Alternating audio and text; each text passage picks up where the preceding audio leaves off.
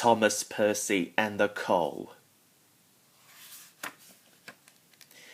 It was a beautiful morning on the island of Sodor. Thomas the Tank Engine's blue paint sparkled in the sunshine as he puffed happily along the branch line with his coaches Annie and Clarabel. Thomas made good time and soon arrived at the station where Toby and Percy were waiting at the platform.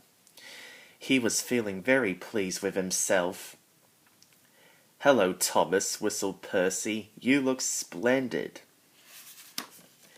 "Yes, indeed," boasted Thomas. "Blue is the only proper colour for an engine." "Oh, I don't know. I like my brown paint," said Toby. "I've always been green. I wouldn't want to be any other colour either," added Percy. "Well, anyway," huffed Thomas, "blue is the only colour for a really useful engine. Everyone knows that." Percy said no more. He just grinned at Toby. They knew only too well that sometimes Thomas can be a little too cheeky for his own good. Later, Thomas was resting in a siding when Percy arrived in the yard. Percy pulled his trucks to a large hopper to load them with coal. Thomas was still being cheeky. "Careful, Percy," he warned. "Watch out with those silly trucks." Go on," muttered the trucks as Percy pulled each one under the hopper. "And by the way," Thomas went on, "those buffers don't look very safe to me." But he got no further.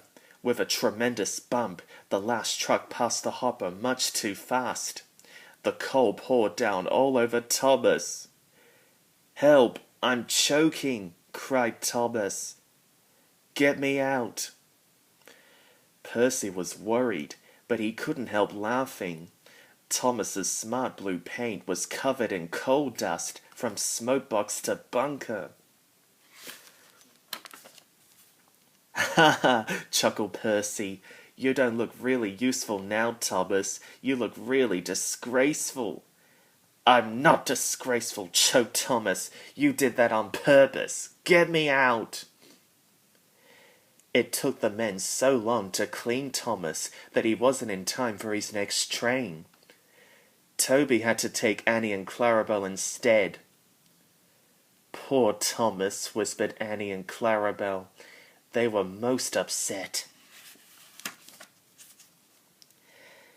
Thomas was upset too. He was very grumpy in the shed that night. Toby thought it a great joke, but Percy was cross with Thomas for thinking that he had made Thomas's paint dirty on purpose.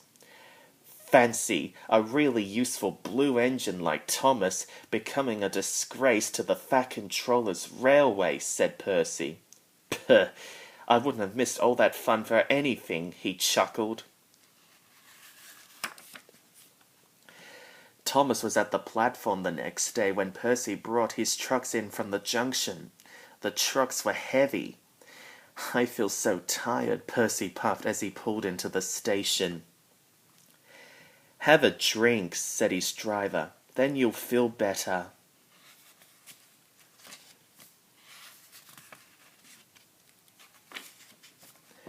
The water column stood at the end of the siding with the unsafe buffers. The props underneath the buffers were old and needed mending. Percy moved forward and found that he couldn't stop. The buffers didn't stop him either. "Oh," wailed Percy, "help!"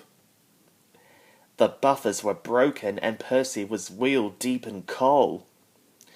It was time for Thomas to leave. He had seen everything. "Now Percy has learnt his lesson too," he chuckled to himself.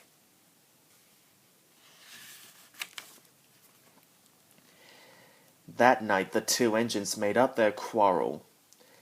"I didn't cause your accident on purpose, Thomas," whispered Percy.